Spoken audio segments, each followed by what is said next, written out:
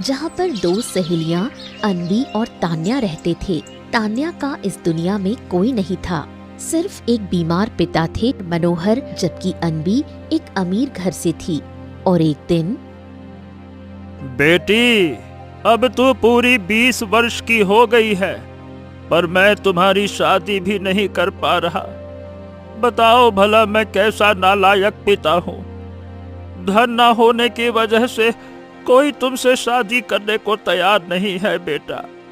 पिताजी, आप कैसी बातें कर रहे हैं? आप मेरे बहुत अच्छे पिता हैं और मैं आपसे बहुत प्रेम करती हूँ। आप चिंता मत करिए, मुझे शादी की चिंता नहीं है। तभी अन्वी वहाँ आती है। काका, आप भी ना, मैं हूँ ना। तान्या अकेली कहाँ है? हम दोनों की दोस्ती हमेशा रहेगी और मैं तान्या को कभी अकेला नहीं छोड़ूंगी। एक तुम्हारा ही तो साथ है बेटी। तुम्हारे साथ मेरी बेटी रहती है तो ऐसा लगता है कि तुम दोनों सगी बहनें हो। हाँ काका, मैं भी तान्या से अपनी बहन की तरह प्रेम करती हूँ। उसे कभी अकेला नहीं छोड़ूंगी। वैसे तुम अभी कहाँ जा रही हो बेटा? आज मैं और तान्या जंगल की सैर को जाएंगे। सुना है वहाँ रंग बिरंगे पक्षी हैं, बस वही देखने जाएंगे। चलो तान्या, तुम भी साथ चलो, हम दोनों साथ में देखेंगे। पर मुझे तो मुखिया के पास काम पर जाना था। काम नहीं करूंगी तो घर कैसे चलेगा? अरे बेटी, चली जा। तुम्हारी दोस्त इतनी प्यार से कहने आई है। चली जा, चली जा। वहां से आने के बाद मुखिया के यहाँ काम पर चली जाना। और मैं भी तो जा रहा हूँ काम पर, तू चिंता ना कर, है ना? अब चलो चलते हैं, देर हो रही है। अन्वी और तान्या वहां से निकल पड़ती हैं और चलते चलते घने जंगलों से होते हुए जा रही होती हैं। हम इस ओर कहाँ जा रहे हैं? ये तो बहुत ही घना जंगल है और मैंने सुना है यहाँ बहुत ही खतरनाक जंगली जानवर भी होते हैं। चलो हम वापस चलते हैं। अरे नहीं नहीं, ये मेरे खुद के पिता का जंगल है। उन्होंने बताया है कि यहाँ कुछ रंग बिरंगे खूबसूरत पक्षी हैं। ठीक है। फिर थोड़ी ही देर में दोनों रंग बिरंगे पक्षियों के बीच पहुंच गईं। ये तो बहुत ही सुंदर जगह है। पक्षियों ने इसे और सुंदर बना दिया है। क्यों नहीं, आखिर मेरे पिताजी ने इतनी मेहनत जो की है। यहाँ ऐसे खुशबूदार पौधे लगाए हैं जिनको सूंघकर ये सब यहाँ आ जाते हैं। इतने में ही तालाब के किनारे से एक आवाज आई। बचाओ! बचाओ! कोई मेरी रक्षा करो! बचाओ! अन्वी, लगता है कोई खतरे में है। हमें उसकी मदद करनी चाहिए। तू जा, तू मदद कर दे, मैं तब तक और देखती हूँ। मुझे तो बहुत मजा आ रहा है। नहीं, उसकी जान खतरे में लग रही है। मुझे जाना चाहिए, मैं जाती हूँ। ठीक है, तुझे जाना है तो जा, पर मैं नहीं जाने वाली। तान्या वहां से निकल पड़ती है और तालाब के किनारे जाती है, जहां एक सुंदर युवक घायल अवस्था में बैठा था। तुम ठीक तो हो ना? और ये क्या, तुम्हारे पैरों में इतने जख्म कैसे? ये क्या हो गया है तुम्हें? मैं अपने दोस्तों के साथ जंगल जा रहा था। अचानक एक भालू ने मेरा पीछा किया, जिस वजह से मैं इस तालाब के किनारे पर आ गया और भालू ने मुझे घायल कर दिया। मेरी मदद कर दो, मुझे कुछ औषधि के पत्ते लगा दो, ताकि ठीक होकर मैं अपने घर जा सकूं। रे रे रे रे रे रे। हाँ, क्यों नहीं। मुझे कुछ औषधि पत्तों का ज्ञान है जो इसी जंगल में मिलते हैं। मैं अभी वो औषधि पत्ते लेकर आती हूँ।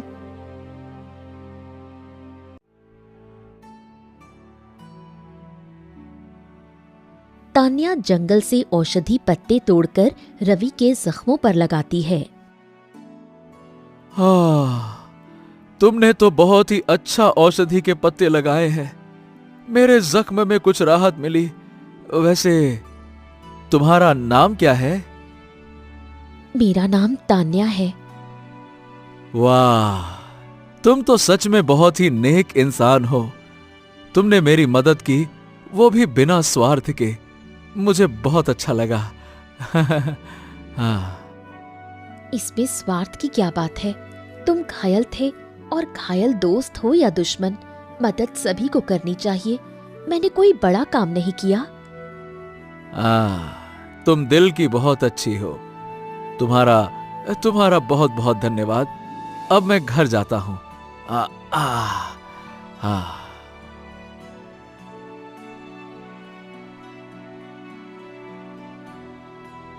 रवि चला जाता है। ये कितना सुंदर था। इतना सुंदर व्यक्ति मैंने अपने जीवन में कभी नहीं देखा। काश मैं इसे फिर कभी दोबारा देख पाती। तान्या वापस उस खूबसूरत जंगल में आती है, पर अन्वी वहां नहीं थी। ये क्या? अन्वी तो यहाँ है ही नहीं।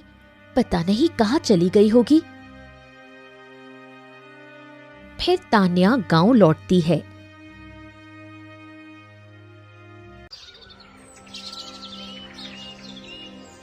और अगली सुबह होते ही अन्वी आती है। तान्या कहाँ चली गई थी? कल मैं कितनी देर इंतजार करके वापस घर लौट आई। चलो आज हम जंगल घूमने के लिए चलते हैं। पर मुझे मुखिया के यहाँ काम करने जाना है। वो आज गुस्सा करेगा। चिंता मत करो, मेरे पिताजी इस गांव के जमींदार हैं। मैं अपने पिताजी से कहकर मुखिया को डांट खिला दूंगी। अब चलो। दोनों फिर जंगल चले जाते हैं। तभी रवि आता है और तान्या से मिलता है। अब तान्या अकेले रवि से मिलने जाने लगी।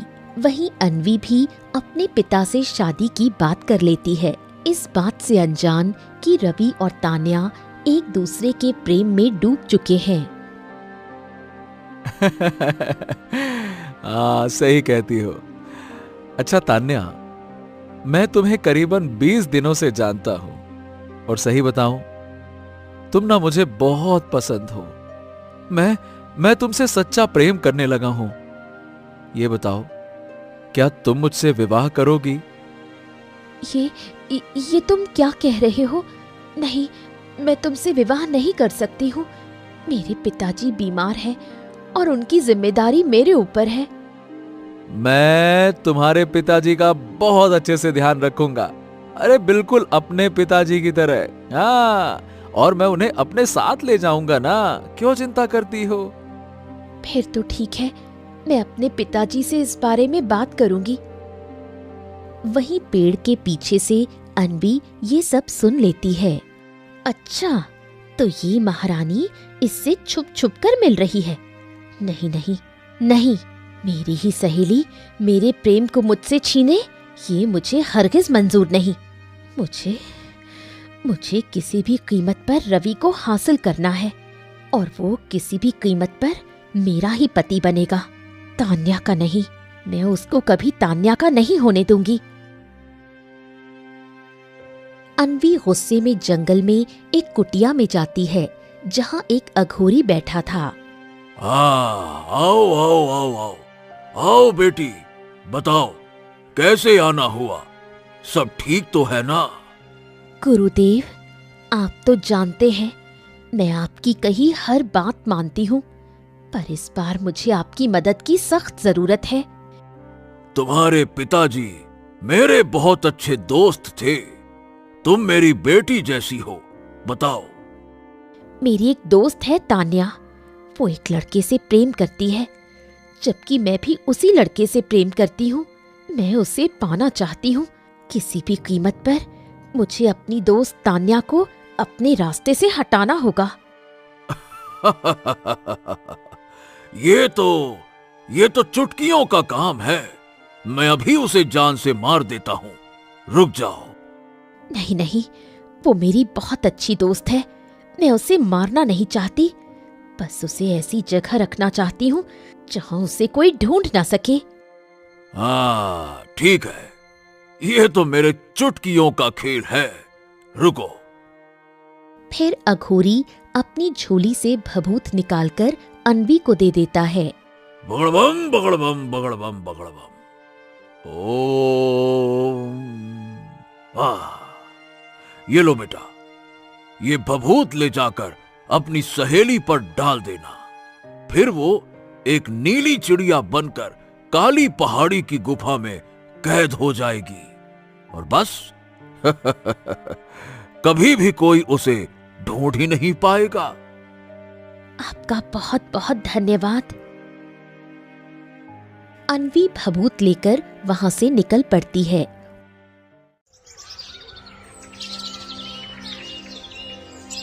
और तान्या के घर पर जाती है। अन्वी, तुम यहाँ, वो भी इतनी सुबह? तान्या, तुम चलो ना एक जगह, मुझे तुम्हें कुछ दिखाना है। ठीक है, चलो चलते हैं। अन्वी तान्या को लेकर घने जंगलों में पहुंचती है और उसे जोर से धक्का दे देती है, जिससे वो जमीन पर गिर जाती है। ये तुमने क्या किया अन्वी?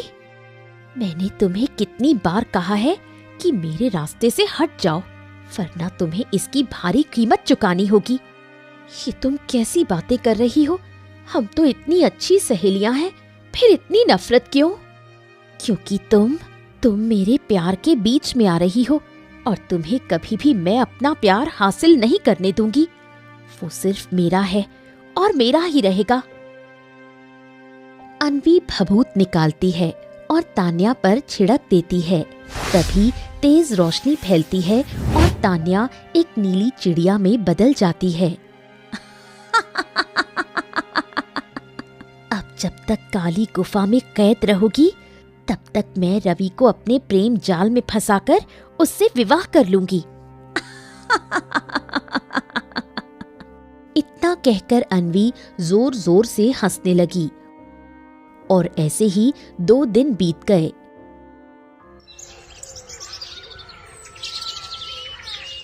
वहीं मनोहर परेशान होकर अपने घर में बैठा था।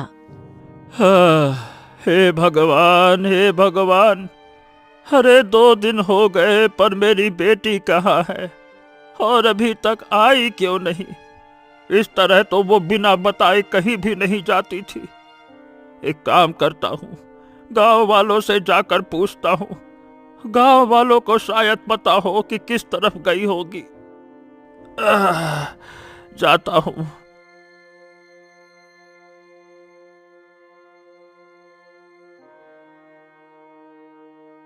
मनोहर एक गांव वाले के पास जाता है। भाई साहब, क्या आपने मेरी बेटी को देखा है क्या? वो 2 दिन से कहाँ गई है पता नहीं चल रहा। अभी तक वो घर वापस नहीं आई है। पता नहीं क्या हो गया है। डर लग रहा है कहीं उसके साथ कुछ गलत ना हो गया हो। मनोहर, ये तुम्हारी बेटी आए दिन मुखिया के यहाँ काम करती थी और तू तो बीमार है और घर पर पड़ा रहता था। हाँ, हो सकता है कि कहीं भाग गई होगी किसी लड़के के साथ, और क्या? नहीं नहीं नहीं नहीं, भगवान के लिए ऐसा मत कहो। मेरी बेटी कहीं नहीं भाग सकती, उसे कुछ नहीं होगा। उसे कुछ हो गया होगा, इसी वजह से वो नहीं आ रही है। हाँ, जवान बेटी घर से गायब रहे ये कोई छोटी मोटी बात थोड़ी ना है। तुम्हारी बेटी थक गई होगी तुम जैसे बीमार की सेवा करते करते, इसीलिए किसी लड़के के साथ भाग गई होगी। चलो भाई, चलो चलो। फिर सभी गांव वाले हंसने लगते हैं और मनोहर का मजाक उड़ाने लगते हैं। मनोहर रोते हुए वहां से वापस अपने घर चला आता है और फूट फूट कर रोने लगता है। हे भगवान, ये क्या हो गया? मेरी बेटी कहाँ चली गई? गांव वाले सब उसके ऊपर क्या क्या कलंक लगा रहे हैं।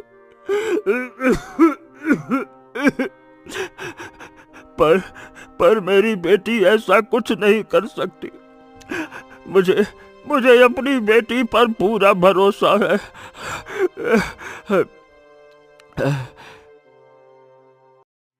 वहीं दूसरी तरफ जंगल में रवि तालाब के किनारे बैठा हुआ था। अरे ये क्या हो क्या रहा है? 2 दिन पहले ही तान्या ने मुझसे वादा किया था कि वो मुझसे मिलने आएगी और हम बहुत ही जल्द विवाह करने वाले हैं, लेकिन अभी तक वो आई क्यों नहीं? पता नहीं क्या हो गया है। मेरा तो मन घबरा रहा है, कहीं खतरे में तो नहीं है। मुझे उसे जाकर ढूंढना होगा। उसने बताया था कि वो गांव में रहती है और उसके पिता का नाम मनोहर है। मुझे उनके पास ही जाना होगा। हाँ, ये सही रहेगा। रवि वहां से निकल पड़ता है और चलते चलते गांव में आ जाता है। यहाँ तान्या का घर कौन सा होगा? किसी से पूछना ही पड़ेगा, ऐसे तो पता नहीं चलने वाला। रवि एक गांव वाले के पास जाता है। काका नमस्ते। काका, आप तान्या का घर जानते हैं? वो कौन सा घर है? अरे तुम्हें तान्या से क्या काम है? और कौन हो तुम तान्या के बारे में पूछने वाले? क्या लगते हो उसके, बताओ। काका, मैं उसका दोस्त हूं। वो क्या है कि वो 2 दिन से दिखाई नहीं दी, इसी वजह से उससे मिलने चला आया। ठीक है ठीक है, एक काम करो, यहाँ से थोड़ी दूर जाएगा ना तू, तो वहां पहली जो झोपड़ी दिखेगी तुझे, वही है उसका घर। हाँ, घर नहीं, झोपड़ी में रहती है वो। जा।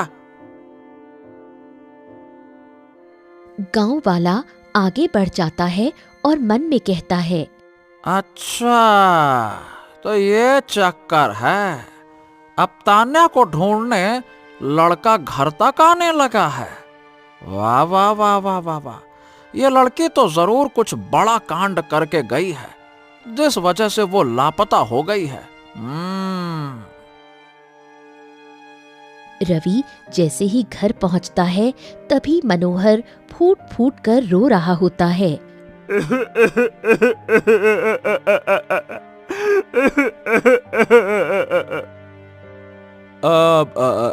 देखिए, तान्या घर में है क्या?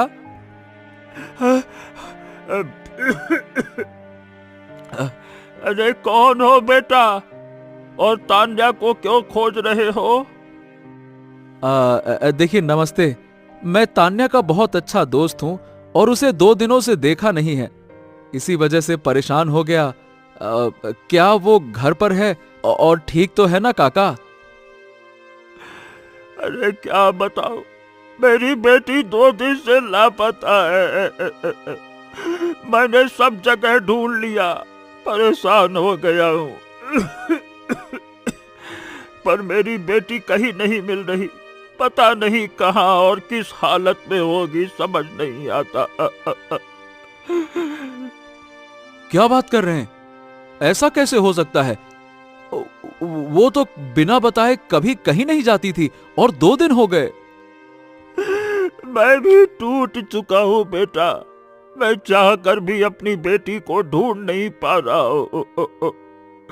मेरे तो अरे रे रे रे रे रे रे रे, मेरे तो घुटने में तकलीफ है और मैं ज्यादा देर तक चल भी नहीं पा रहा हूँ।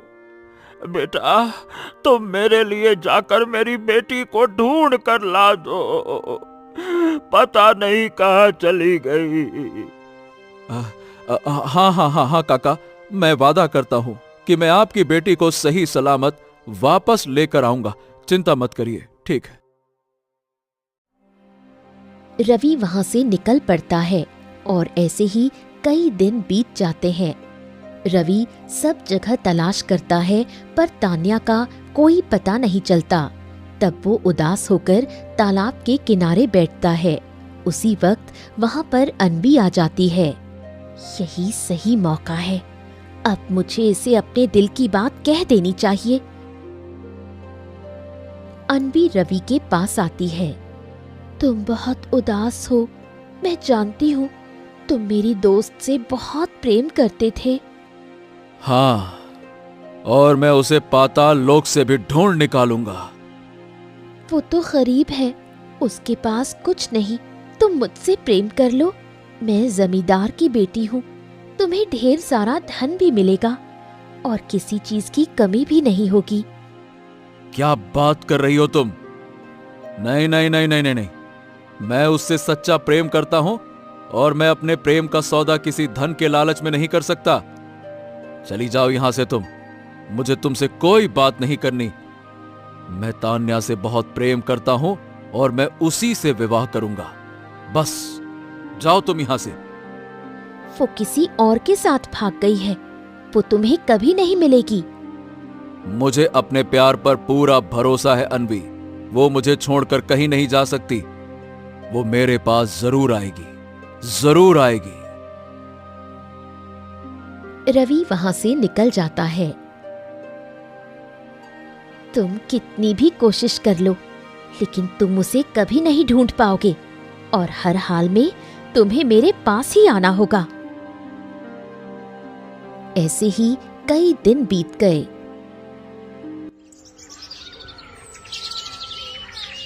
हो, बस बहुत हो गया। अब मुझे साधु महाराज के पास जाना ही होगा।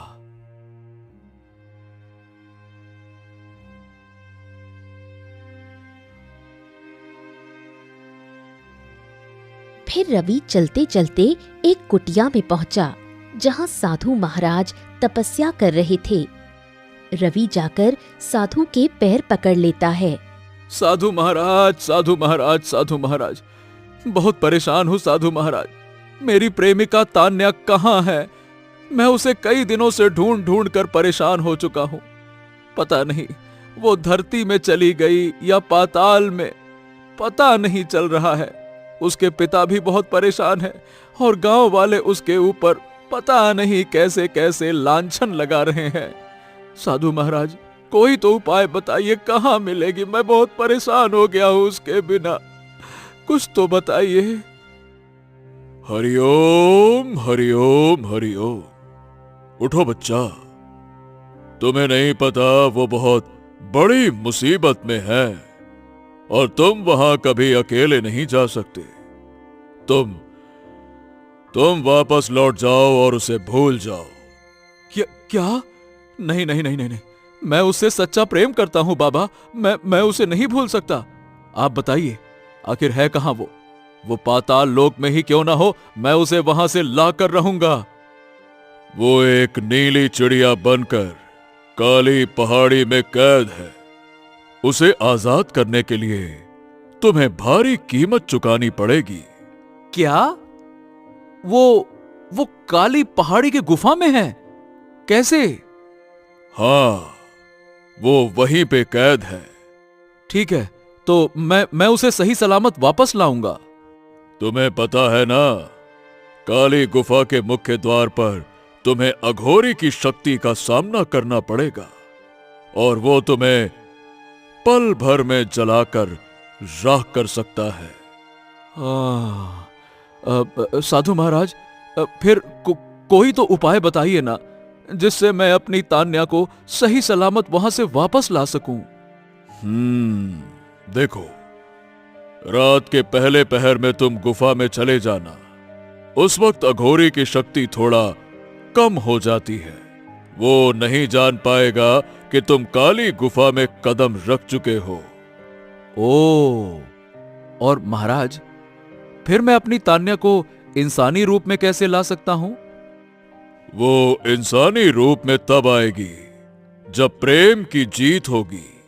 सारी दुनिया का बंधन तोड़कर दोनों एक दूसरे को कहें, तभी वो फिर से इंसानी रूप धारण कर सकती है। साधु महाराज फिर से तपस्या में लीन हो जाते हैं। हाँ, अब मैं वहां जाकर ही रहूंगा। रवि काली पहाड़ी की तरफ निकल पड़ता है और कई घंटों का सफर कर जैसे ही काली पहाड़ी के पास पहुंचता है, अरे कई घंटों का सफर करके थक गया हूं। बाप रे बाप, कई घंटों का सफर करके थक गया हूं। अब काली पहाड़ी आ गई और यहां ये सब कितना भयानक है। सारे पत्थर, सारे पेड़ पौधे, सब इतना काला क्यों है? लगता है इसीलिए लोग काली पहाड़ी कहते हैं इसे। अब जल्दी से मुझे तान्या को आजाद करना होगा। रवि आगे बढ़ता है और रात का दूसरा पहर शुरू हो चुका था। चांद की हल्की रोशनी काले पहाड़ पर पड़ रही थी। रवि तेज कदमों से उस अंधेरी गुफा की तरफ बढ़ रहा था।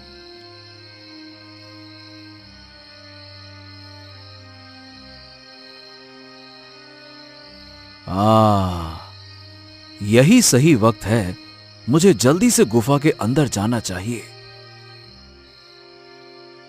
रवि गुफा में प्रवेश करता है। अंदर अंधेरा था। चारों ओर अजीब सी आवाजें गूंज रही थीं। तभी एक पिंजरा रखा था जिसमें एक नीली चिड़िया कैद थी। रवि, तुम आ गए। मुझे पूरा भरोसा था कि तुम मुझे बचा लोगे और यहाँ से ले चलोगे। तान्या, तुम नीली पक्षी के रूप में कैसे बदल गई और यहाँ इस पिंजरे में क्या कर रही हो? अनबी ने मुझे धोखा दिया। उसने एक अघोरी की मदद से मुझे यहाँ कैद कर रखा है और अघोरी ने मुझे सिर्फ 2 दिन का वक्त दिया है। अगर 2 दिन के भीतर तुमने मुझे आजाद नहीं किया तो वो मेरी बलि चढ़ा देगा और मैं हमेशा हमेशा के लिए मर जाऊंगी। नहीं नहीं नहीं नहीं, मैं तुम्हें कुछ नहीं होने दूंगा। मैं अभी तुम्हें इस पिंजरे से आजाद करता हूं। रुको। रवि पिंजरे को छूने लगा। नहीं, मत छूना, तुम जलकर राख हो जाओगे। अघोरी ने इसमें अपनी शक्ति डाल रखी है। इस पिंजरे पर बहुत खतरनाक जादू है जो किसी को भी छूने पर खत्म कर सकता है। हैं? ये तुम क्या कह रही हो? हे भगवान, तो अब मैं तुम्हें आजाद कैसे करूं? कोई ऐसी शक्ति जो अघोरी की शक्ति से भी ऊपर हो, सिर्फ वही इस जादू को तोड़ सकती है। साधु महाराज ने कहा था कि प्रेम की शक्ति यानी हमारा प्यार इस बंधन को तोड़ सकता है। रवि अपना हाथ पिंजरे की तरफ बढ़ाता है। तान्या भी अपने पंख बढ़ाती है और दोनों जैसे ही पिंजरे को छूते हैं तेज रोशनी फैलती है। जादू टूट जाता है। तान्या अपने असली रूप में वापस आ जाती है। क्या मैं सच में आजाद हो गई और मैं फिर से अपने असली रूप में हूँ? क्या सच में जादू टूट गया? हाँ तान्या, साधु महाराज सही कहते थे। प्यार की शक्ति सबसे बड़ी शक्ति है। चलो, हमें यहां से निकलना होगा। अघोरी किसी भी वक्त यहां पे आ सकता है। तभी अचानक तेज काले धुएं में से अघोरी प्रकट हुआ। तुम्हारी हिम्मत कैसे हुई मेरा शिकार छीन कर ले जाने की? इसको वहीं छोड़ दो, वरना मैं तुम्हें जान से मार दूंगा। तुम कुछ भी कर लो, पर तुम मुझे रोक नहीं सकते। हमें जाने दो। हाँ, हमें जाने दो। हमने तुम्हारा क्या बिगाड़ा है? कुछ नहीं बिगाड़ा, लेकिन अब तुम मेरी जरूरत हो। तुम्हारी कुंडली में अशुद्ध शक्ति है। अगर मैं तुम्हारी बलि दे दूं तो वो सारी शक्ति मुझे मिल जाएगी ना।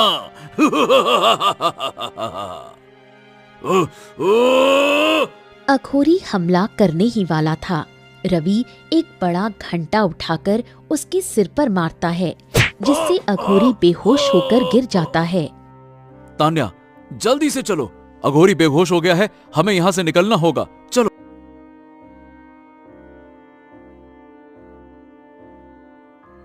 दोनों भागते हैं, गांव पहुंचते हैं। गांव वाले देखते हैं। अरे देखो देखो, ये वही लड़का है और तान्या भी उसके साथ है। लगता है इन दोनों ने कुछ गलत किया है, देखो। तभी मनोहर भी आ जाता है। रवि, ए बेटा, तुम तो मेरी बेटी को ढूंढने के लिए आए थे और आज तुम उसके साथ ये क्या कर रहे हो? सही सही बताओ, क्या चक्कर चल रहा है? हाँ, अब और क्या बताएगी तुम्हारी बेटी? मुंह काला कर लिया है तो क्या बताएगी? ए बेटी, सही सही बताओ, तुमने ऐसा किया है क्या? बोलो। नहीं पिताजी, आप गलत समझ रहे हैं। हाँ, मैं रवि से प्यार करती हूँ, लेकिन हमने अपनी मर्यादा नहीं लांघी। सच तो ये है, अनबी ने अघोरी की मदद से मुझे नीली चिड़िया बना दिया था, क्योंकि वो रवि को पाना चाहती थी। अरे, पर वो ऐसा कैसे कर सकती है? हाँ चाचा, उसने ही ऐसा किया है। चलो, हम सब जमींदार के पास चलते हैं, चलो। सभी जमींदार के घर पहुंचे।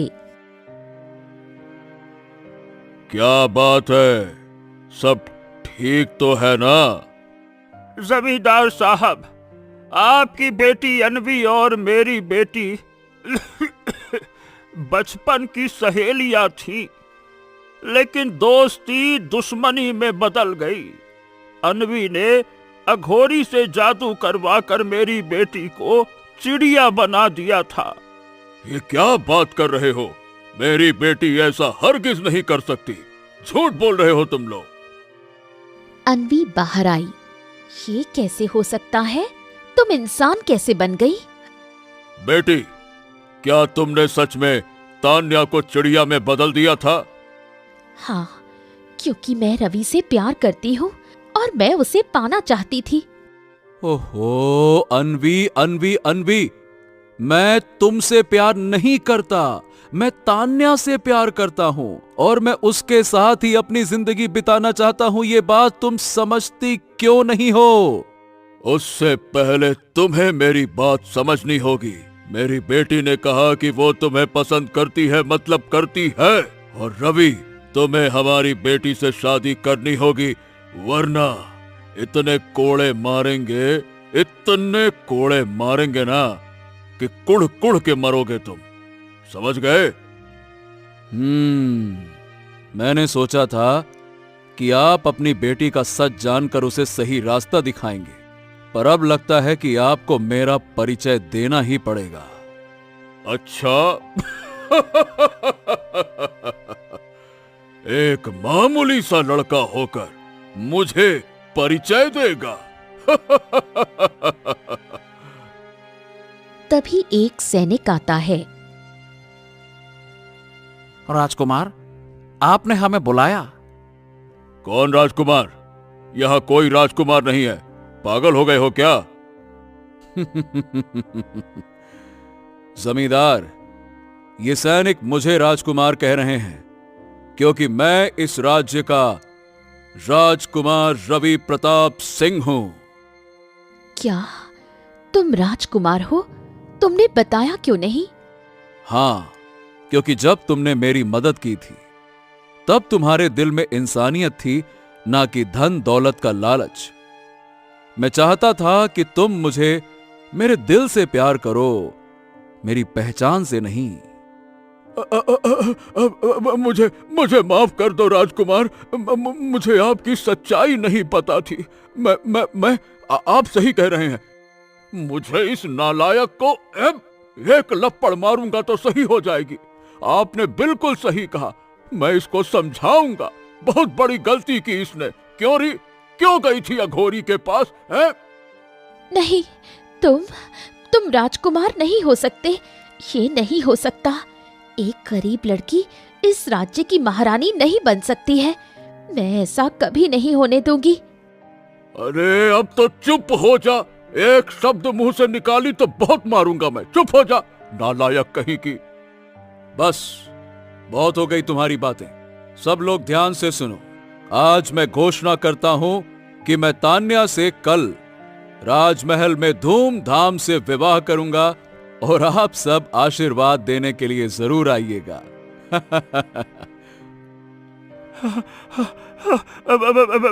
बेटा, मुझे तो यकीन ही नहीं हो रहा कि मेरी बेटी अब महारानी बनेगी। महारानी, ए बिटिया रानी, तू बनेगी अब महारानी। राजकुमार, मैं आपसे विवाह नहीं कर सकती। मैं एक गरीब किसान की बेटी हूँ। मैं महारानी कैसे बन सकती हूँ? महारानी बनने के लिए खून नहीं, कर्म चाहिए, और तुम्हारे कर्म सबसे सुंदर हैं। चलो, कल हमारा विवाह है। चलो तान्या, आओ। पर मेरे पिताजी, मैं अपने पिताजी को इस तरह अकेला नहीं छोड़ सकती। जैसा मैंने वचन दिया था, आज से ये भी हमारे साथ राजमहल में रहेंगे।